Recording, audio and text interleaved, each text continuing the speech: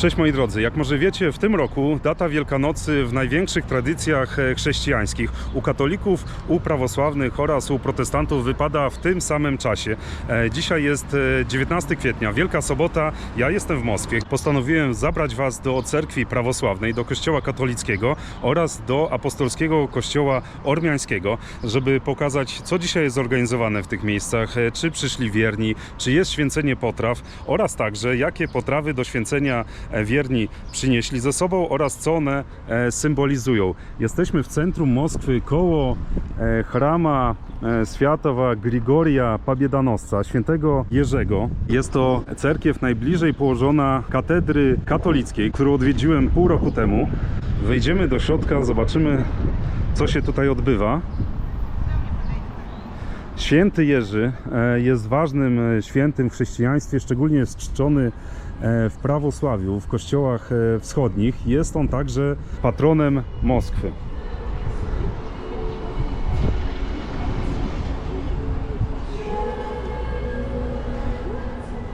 Co ciekawe, już na wejściu widzimy napisy po gruzińsku, zarówno tutaj, jak i tutaj. Tu jest sklepik cerkiewny. Jesteśmy obok ulicy Gruzińskich Wal, dlatego są takie nawiązania do Gruzji. Kiedyś tradycyjnie ten obszar, rejon Moskwy był w dużej mierze zamieszkany przez Gruzinów. Widzimy ustawione stoły, na których odbywa się święcenie. Вы принесли, еду для освящения, да? Можете рассказать, что принесли и почему? Куличи и яйца. Ага. Яйца у вас, да? И обычно вы покупаете куличи или печете, или как это? Ну, когда есть время, конечно, лучше, когда сами печем. Вот. В данном случае В этом году вы году просто купили, да. купили. А красили сами яйца или тоже как-то приобрели? Интересно. Нет, яйца сами яйца украшали, сами. да. Да, сами. А почему именно сюда пришли? В этот храм? Ну, потому что он ближе к дому. Сами близкий к дому, да? Да. Понял. А он как-то связан с Грузией? Я тут видел написи грузинские. Да, это грузинский храм, но он православный. Как бы я не грузинка, но все равно ходим сюда. Ну, все на русском и как будто, но есть как будто такой немножко исторический вот это оттенок, наверное, да? Ну, Такой. конечно, это старый храм, исторический, очень красивый. А вы завтра будете с семьей собираться, да? Это, наверное, в воскресенье, чтобы кушать вместе, да? Да, конечно. И сколько вас человек будет? Ну, семья у нас, мой муж, племянник, его жена, Ага. дочка. Ага, понятно, хорошо, с праздником вас. Спасибо, вас также.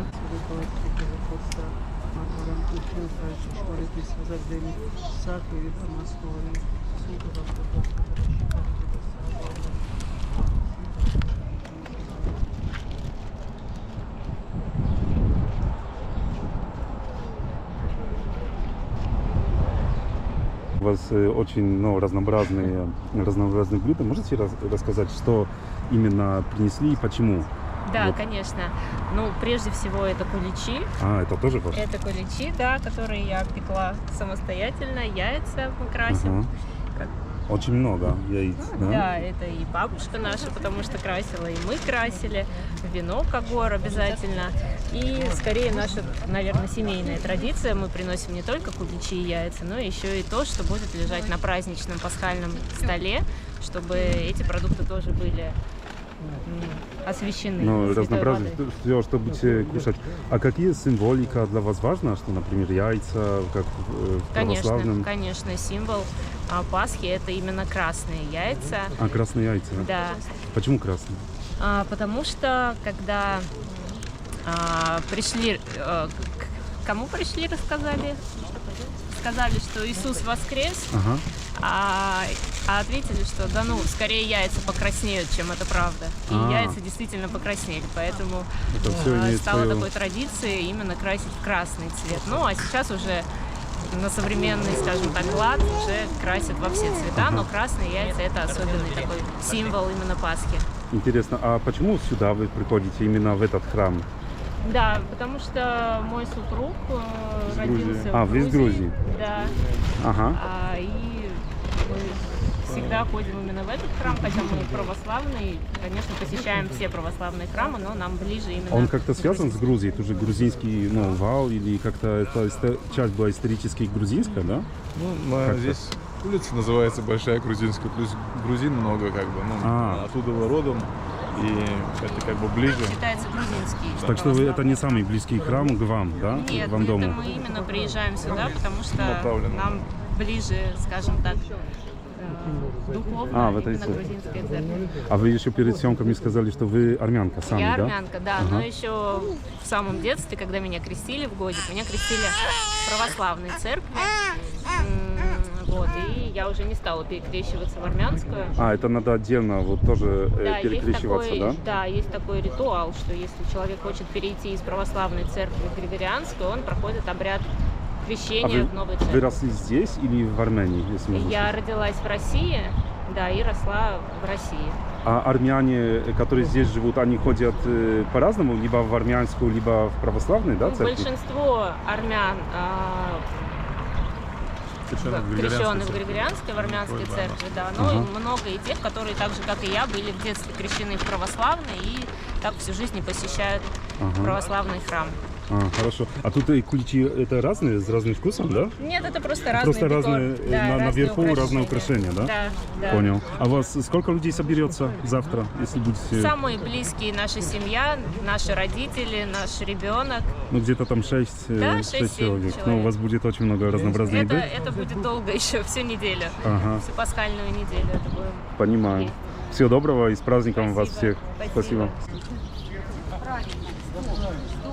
Почему у вас такая интересная корзинка, ну, с древесины, да, я так понимаю? Или... Да, ну это не мы сами делали, это Купили, в ресторане. да? Угу. Туда просто очень давно ходим, и они там очень хорошие. Самые. Я сам еще не видел. У вас 4, да? Потому что у вас... Почему 4? Это нам, Ага. это детям, это матери, а это домработница. Но вы живете отдельно, вместе или... За городом живем. За городом, да? И тут И отдельно все живем. И отдельно, это похожий сет, да? Да, это да, похоже... да. Мы себе только 2 пасхи взяли. потому что очень это вкусные. Пасха, да? Вот такая маленькая творожная, но немножко по-другому, она форма немножко другая, чем... И все обычно вы купили или часть сами сделали? Нет, купили все полностью, там времени просто не было. Вот. А у нас просто человек сейчас там уборку генеральную дома делает, и ей некогда в храм ходить. Вот мы на нее купили и приехали осветить. Понятно, хорошо. Спасибо вам огромное и с праздником. Спасибо. Я видел, вы освещали вот блюда, да? Вы тогда читали на русском или на грузинском? На грузинском. На грузинском. Да. А тут вы всегда вот, потому что люди тут приходят, или тут такая традиция в этом храме? Это вообще грузинский храм, и здесь основная масса прихожан не грузины, поэтому мы, большинство богослужения все на грузинском читают, да. Хотя очень много и русских приходят. И вот сейчас особенно на освящение все, кто вот вокруг живет, все приходят. Православные все, которые тут рядом конечно, живут. Конечно, все православные. Вот.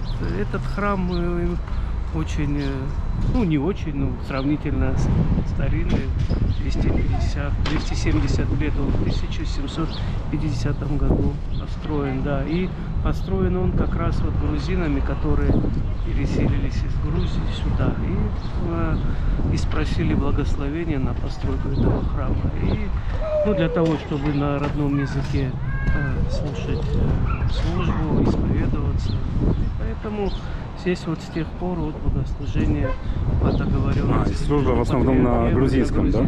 Но тоже бывает на русском, наверное, да? На русском мы читаем Евангелие, Отче наш, там Ектини, такие какие-то части. А в основном богослужение на грузинском языке идет, потому что где-то 90% здесь грузины прихожане. Они тоскуют по своему языку, по своей родине, и поэтому здесь они находят свое Тоже утешение. такой культурный центр Грузии, да, наверное. Духовный, Даже в таком духовный культурный центр, да, можно так сказать. Wchodzimy teraz do cerkwi, pokażę wam jak ona wygląda w środku oraz jak wszystko jest przygotowane dzisiejszego dnia w Wielką Sobotę.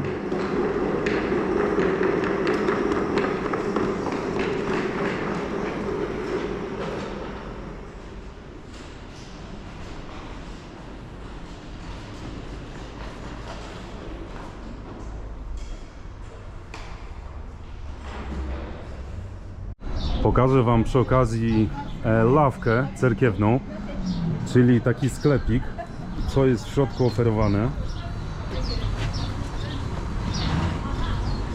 Tam pieczony jest chleb, jak mi powiedziano przed chwilą. I widzimy na pierwszym miejscu kulicz. Oczywiście jest duży kulicz w opakowaniu. Ceny 800 rubli, 1100 rubli, a te mniejsze, średni, mały za 550 i 400. W takim opakowaniu tutaj stoją. Także napoje. I dalej mamy już standardowe wypieki. Chleb, ciabatta, puri, estoński chleb. Zobaczcie, nawet z kukurydzy. O, вот. Это Пасха, да, у вас? Да, творожная. Творожная, да. И с шоколадом, да, я вижу наверху. И вы сами делаете? Да. Вот здесь? Да, вот мастер, вот который делает здесь. Вот. Расскажи. Расскажите, если можно, с чего сделают Пасху? Но я из Польши, мы часто даже люди... Творожная. Творог, Сливки. сметана, масло сливочное, Изюм. изюм, все. Spasiba za rozkaz. Pokazujemy dalej. Także jakieś konfitury, miód. Kolejne ceny kulicza są także malutkie.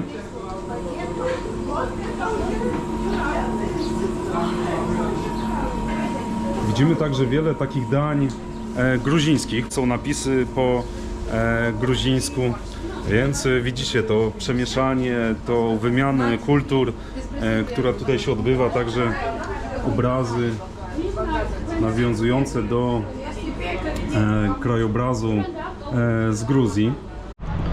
Wychodzimy już z cerkwi, która, jak się okazało, ma dużo związku z Gruzją, z Gruzinami, z gruzińską kulturą.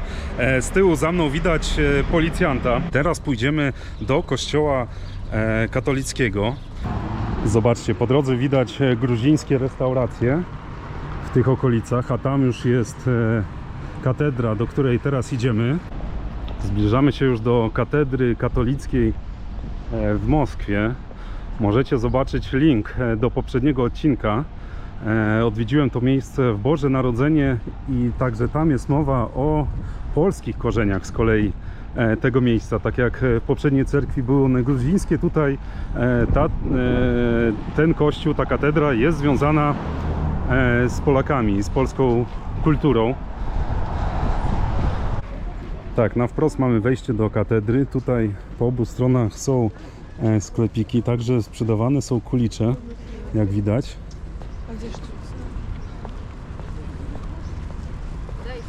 A tutaj wierni już odchodzą. Przed chwilą nastąpiło poświęcenie potraw i będzie się zbierać kolejna grupa osób.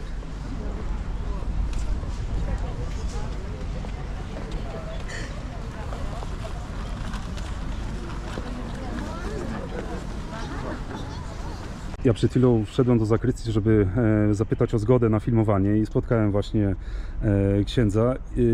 Usłyszał ksiądz, że idę zaraz do kościoła apostolskiego, ormiańskiego, tak. Dlatego zainteresował się moją osobą i właśnie postanowiliśmy porozmawiać, skąd ksiądz jest, dlaczego mówi w ogóle po polsku i jak jest ksiądz związany z Armenią. No, Kilka pytań od razu. bardzo mi miło przywitać wszystkich i w przeddzień Wielkiej Paschy. Więc jestem Ormianinem, tak? Nazywam się ojciec Petros Jesajan i w Polsce studiowałem 9 lat w Lublinie. Przedtem w nowicjacie księży Marianów jeszcze w Skórcu. Także Polskę i świętej pamięci księdza Tadeusza Isakowicza i obecnego księdza profesora i prałata Józefa Naumowicza bardzo dobrze znam i wspólnotę Ormian polskich także, a pracuję już tutaj od 10 lat w Moskwie dla Ormian katolików. No i dzisiaj mamy celebrację, więc usłyszałem, że pan chce iść do coś tam z apostolskimi, Ormianie apostolscy, więc zapytałem, czy w czymś mogę być pomocny, tak? I jakie są związki. No, pan nie bardzo wygląda mi na Ormianina. No tak, to widać. A mamy ogromną wspólnotę. Sam pochodzę, urodzony jestem w Baku, w Azerbejdżanie, ale później w związku z tragicznymi, powiedzmy, wydarzeniami 1988 roku, no, rzezią Ormian w Baku i w Sumgaicie, uciekliśmy na Białoruś i potem ja później studiowałem właśnie w Polsce w Zgromadzeniu Księży Marianów w Lublinie. Aha, czyli jak rozumiem, Ormianie, tak jak ludzie mający to samo pochodzenie, mogą mieć różne wierzenia. Niektórzy Ormianie są jakby w tradycji katolickiej, tak? I tutaj jest organizowana msza właśnie dla tych Ormian, a są także Ormianie, którzy są w tym obrzędzie, powiedzmy, apostolskim, tak? W kościele ormiańskim. Obrządek jest ten sam. Aha. Są, powiedzmy, dwie wspólnoty. Większość Ormian należy do kościoła apostolskiego, właśnie do kościoła, do jurysdykcji kościoła apostolskiego niezwiązanego z Rzymem. I jest część, ponad 10%, od 10 do 12% Ormian katolickich, którzy mają ten sam obrządek, tę samą tradycję liturgiczną, a są w jedności z Kościołem katolickim, z papieżem, z Ojcem Świętym, mają własnego patriarchę katolikosa w Bejrucie, mają swój synod biskupów i całą swoją tradycję liturgiczną, właśnie do której należy. I tutaj jest mnóstwo Ormian katolików w Moskwie także, są też w Polsce, których serdecznie pozdrawiam, a tutaj właśnie za chwilę będziemy uczestniczyli w liturgii paschalnej. Tak. Rozumiem. Także dwa kościoły tej samej tradycji. Jeden w jedności z Rzymem i drugi bez. Aha, to jest wszystko bardzo ciekawe. Ja sam nie za dobrze się orientuję, ale to świetne miejsce, żeby więcej się na ten temat dowiedzieć. A jeszcze jakby ksiądz dodał, czy tutaj przychodzą osoby Polacy albo polskiego pochodzenia? Oczywiście, że przychodzą. Ja osobiście jestem bardzo zaprzyjaźniony z Polską, to jest kawał mojego serca i kawał mojego życia, historii, ale też przychodzą do ambasady, ale przychodzą Polacy na msze polskie, są msze po polsku odprawiane w katedrze. Tak jest? Oczywiście, że tak. No i my Ormianie z Polską zawsze byliśmy. Naprawdę historia Ormian polskich z Lwowa jeszcze jest bardzo ciekawa i bardzo, bym powiedział, ciasno związana, tak blisko jesteśmy. Te dwa narody ciągle uciemiężone, ciągle walczące o własną tożsamość i niezależność, są przez to sobie bliskie. I Ormianie byli jedynym narodem w Polsce, na terytorium Rzeczypospolitej Polskiej, którzy od króla Polski otrzymali prawo własnego rządu, być, powiedzmy, żyć własnym samorządu, o tak. I byliśmy właśnie jedyną grupą etniczną w Polsce. Świetnie, bardzo dziękuję za wywiad i wszystkiego dobrego na święta wielkanocne. Dziękuję i nawzajem. Chrystus zmartwychwstał.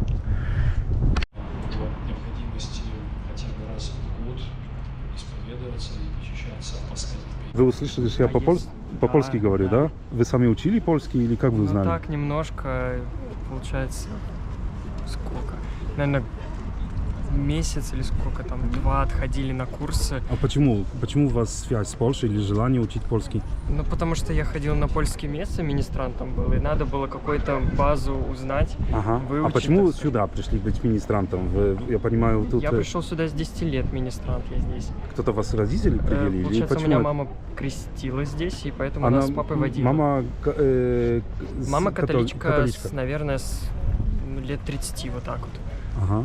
А расскажите, это очень интересно, почему она католичка, почему вот эта традиция или какие-то у нее связи с Польшей, не знаю, вот это очень интересно. С Польшей нету связей никаких, но сюда ее, видимо, прислал Господь Бог. Ну вот да, так вот. понимаю. Получается, мы с папой православные с детства, но я решил, что мне здесь ближе. Ага. И вы в семье празднуете обычно 2 Пасхи, да? Ну, получается, да, Рождества? потому что у нас бабушка, да, считает, тоже православная, которая как раз и, ну, не ходит в основном в церковь, но соблюдает традиции. Вот, Ага. А поста какие и Пасхи. большие такие разницы в блюдах, в символике? Или с такой стороны, как вы на это смотрите? Честно, вот насчет Пасхи я не замечал различий, но... Много похожего, да, в том смысле? Ну да, а на Рождество в основном у нас мясо, колбасы такие вот, ну такой ягненок стоит, а в православном такого нет. Но в основном православную Пасху мы так и не празднуем, Рождество мы не празднуем. Же министрант, да, здесь? Получается, да. Ага. Да. Понял. И сейчас будет священие, да? Сейчас, да, придет скоро. Ага, хорошо, отлично, спасибо. Освящение праздничных блюд – это давний обычай церкви. Он напоминает нам об истине, которую святой апостол Павел выразил такими словами: «Едите, или вы пьете, или что другое делаете, все совершайте во славу Божию».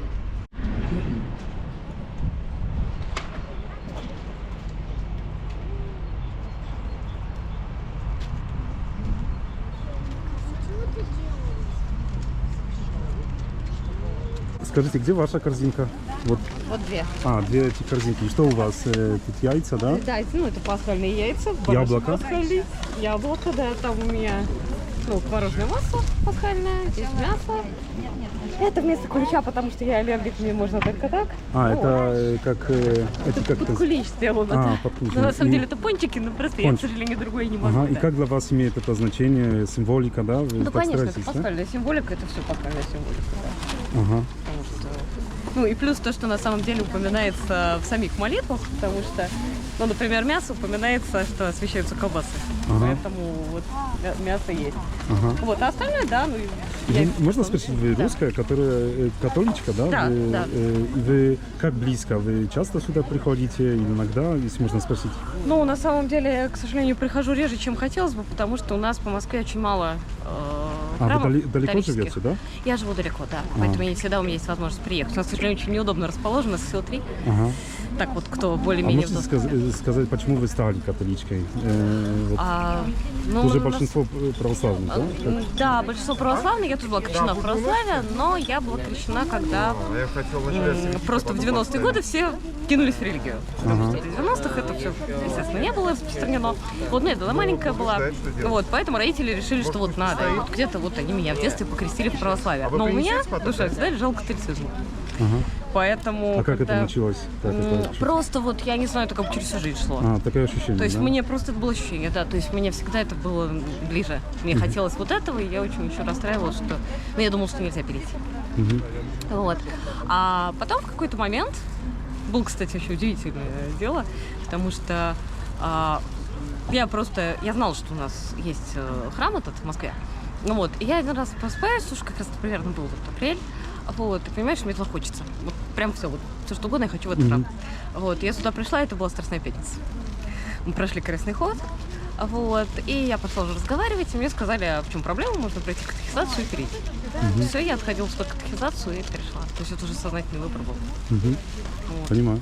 Так что вот так, да, такая вот вас. история. Спасибо вас тоже. Мы поговорили немножко, вы немножко на польском говорите, да? Tak, wszystko rozumiem, nie umiem dokładnie powiedzieć, przepraszam. А откуда у вас польский язык? А почему? Mój ojciec Polak, babcia moja wychowywała syna grafa Potockiego. Ja urodziłam się w Białorusi, Grodno. Stąd przyjechала. Вот так. А польский, ну вы тогда, а сейчас меньше, наверное, говорите, да? Да, просто нету круга общения. А вообще в Польше была, ездила на экскурсии в Гродно, в Кракове, в Величке, в Варшаве, в Щетине, в Гданьске. Вот. Польша, мы жили почти на границе с Польшей. Польский язык бабушка разговаривала. Бабушка знала немецкий, французский, польский.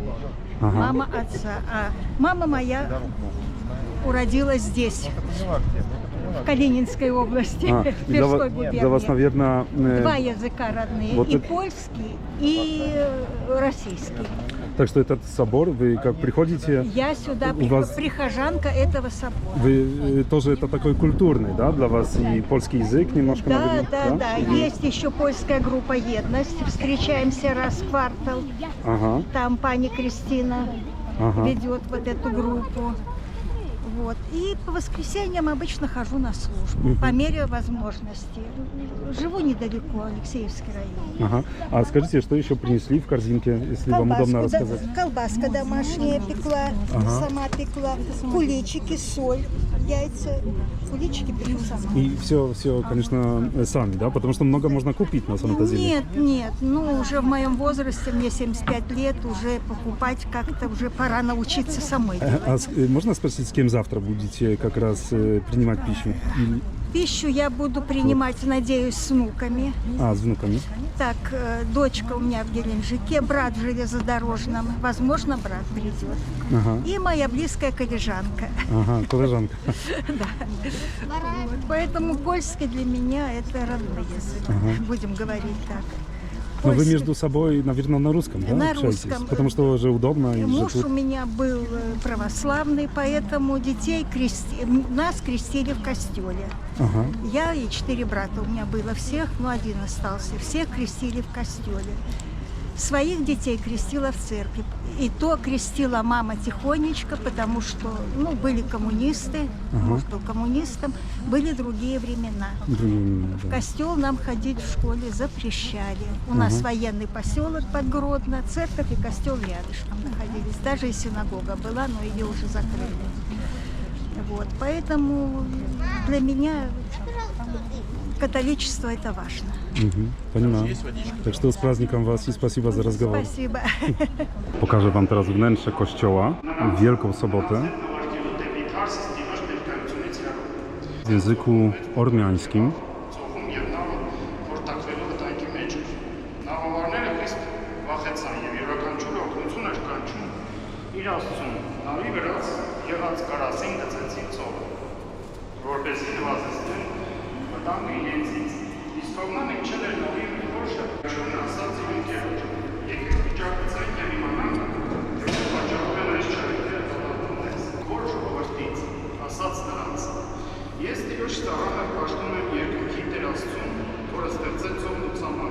Wychodzimy już z katedry, bardzo dużo ciekawych rozmów, zresztą wiele odbyłem także po nagraniach, spędziłem tutaj dużo czasu. I teraz, moi drodzy, udamy się do apostolskiego kościoła ormiańskiego, który także jest niedaleko, ponieważ wszystkie tutaj miejsca w taki sposób wybierałem. Po drodze z katedry do apostolskiego kościoła ormiańskiego chciałbym wam opowiedzieć, co udało mi się ustalić na temat różnic w datach Wielkanocy u katolików i u prawosławnych. Pokażę wam tu jeszcze nowoczesne budynki mieszkaniowe, jakie mijamy po drodze. Otóż zarówno u katolików, jak i u prawosławnych Wielkanoc jest obchodzona w pierwszą niedzielę po wiosennej pełni księżyca. I tutaj jest zgoda. Jednakże istnieją różnice w tym, kiedy ustalany jest początek wiosny. U katolików jest to 21 marca według kalendarza gregoriańskiego, a u prawosławnych także 21 marca, ale zgodnie z kalendarzem juliańskim. A jak wiecie, między tymi dwoma kalendarzami jest 13 dni różnicy i dlatego u prawosławnych Boże Narodzenie jest obchodzone o 13 dni później, na początku stycznia. A prawosławni na co dzień naturalnie posługują się kalendarzem gregoriańskim w codziennym życiu, jednakże liturgia, daty świąt są zgodnie z kalendarzem tradycyjnym juliańskim. I to jest pierwsza różnica. Druga różnica z tego, co udało mi się ustalić, jest na poziomie tego, kiedy odbywa się pełnia księżyca. Wydaje się to prostą sprawą, ale okazuje się, że mogą tutaj także zachodzić pewne różnice i daty są różne właśnie w tablicach paschalnych u katolików i prawosławnych. To jest druga różnica. A trzecia różnica jest taka, że u prawosławnych Pascha, czyli Wielkanoc, musi odbyć się po żydowskim święcie Pascha o podobnej lub tej samej nazwie, ponieważ korzenie tego święta są podobne, jednakże u Żydów jest to związane z wyjściem z niewoli egipskiej, z tym przejściem z niewoli, a u chrześcijan czy u prawosławnych święto jest związane z przejściem z życia doczesnego do nieśmiertelności, do zmartwychwstania Jezusa. I nawet nazwa, brzmienie tego święta nieprzypadkowo jest bardzo podobne u prawosławnych, jak i u Żydów. I z tych właśnie powodów występują różnice, że często właśnie Wielkanoc u prawosławnych jest później niż u katolików. Podchodzimy już do bram kościoła ormiańskiego. Zobaczcie, jakie stare, ciemnoczerwone, brunatne mury.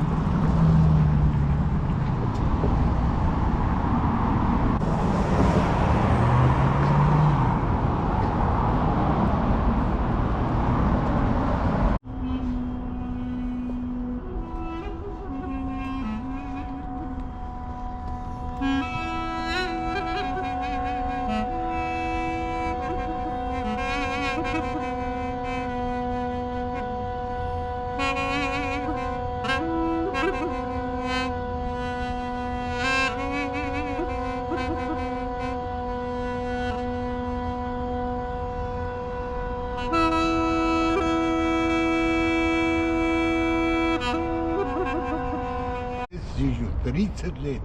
Вот на этой лавочке здесь? Прямо здесь. Вас все знают здесь? Конечно, знают. Ага. Но вы как часто здесь?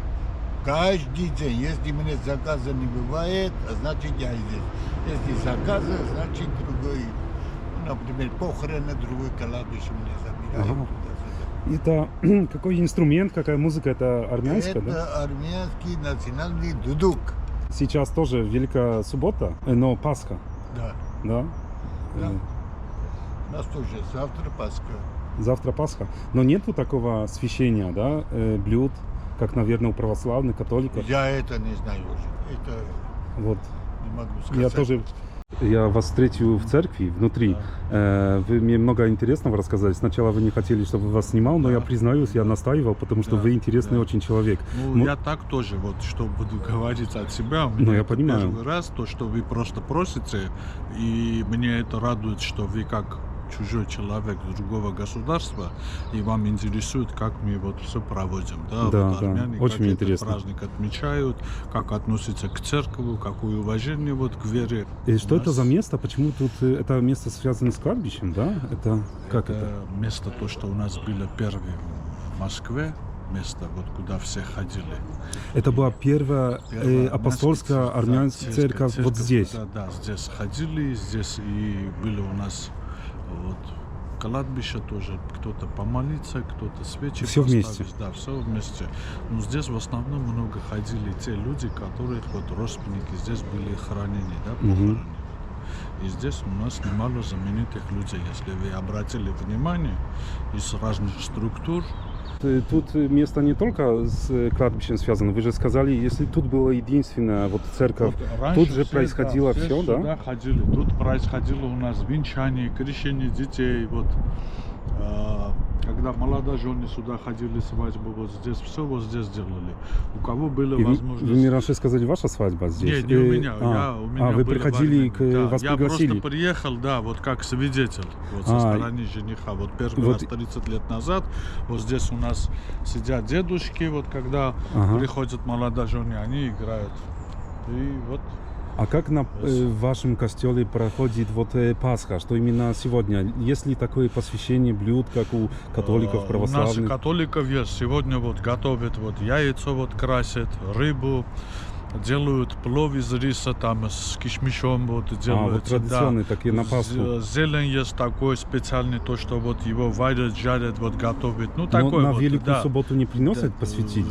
Есть, приносят, светит. Есть, где-то приносят, где-то нет. Ну, это вам интересно будет завтра вот увидеть. Wyszedłem już z terenu apostolskiego kościoła ormiańskiego.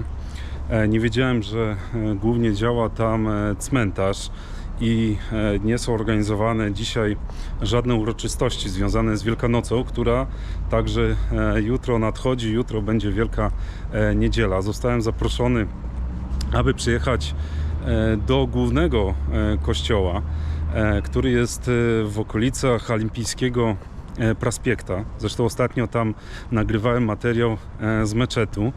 Najpewniej postaram się jutro tam pojechać, żeby dodatkowo coś nagrać. Oczywiście to już nie będzie związane z Wielką Sobotą, z potrawami, ze święceniem, ponieważ taki był zamysł dzisiejszego materiału i udało się pokazać ciekawe miejsca, właśnie cerkiew Świętego Grigoria Pobiedonosca, która jest związana z Gruzją, oraz potem katedrę i tam z kolei widzieliśmy te wątki ormiańskie.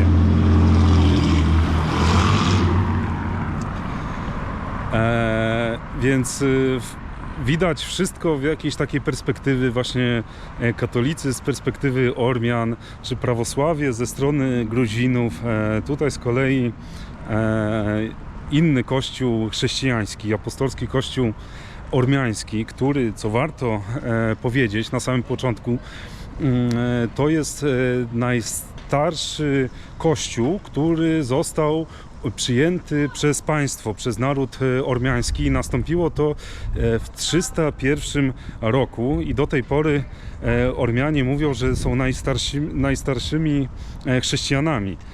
To jest ciekawa informacja. Ja wcześniej, powiem wam, że nie spotykałem się, może się nie interesowałem właśnie tym odłamem chrześcijaństwa. Dzisiaj miałem okazję więcej się na ten temat dowiedzieć. Ja już się z wami dzisiaj żegnam i do zobaczenia. Na razie, cześć.